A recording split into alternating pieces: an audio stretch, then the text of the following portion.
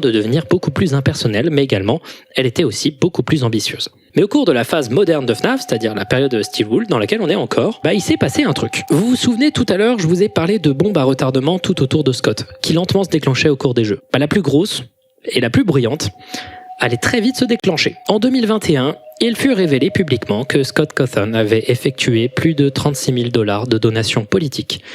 Parmi les 18 personnes qui ont reçu des dons, on retrouve 17 personnalités de la droite républicaine conservatrice, dont Donald Trump.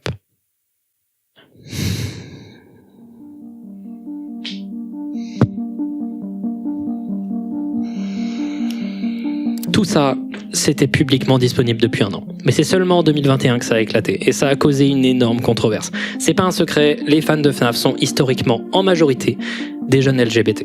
Scott le savait bien, a beaucoup bossé avec des gens queer quand il fallait bosser avec quelqu'un, et pourtant, on retrouve dans ses donations des personnalités qui font la promotion publique et régulière des thérapies de conversion. Les gens vont donc vraiment pas être contents. Et il va très vite devenir un trending topic sur Twitter. C'était vraiment une situation qui était extrêmement tendue.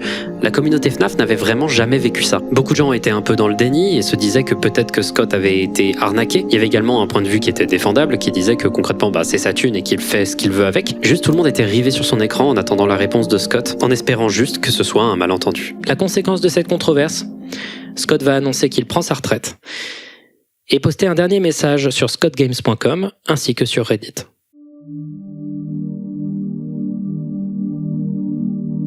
Dans celui-ci, il va expliquer que d'abord, il a reçu un harcèlement monstrueux depuis la révélation, il s'est fait doxer, des gens l'ont menacé de mort et de venir jusqu'à chez lui pour le tabasser.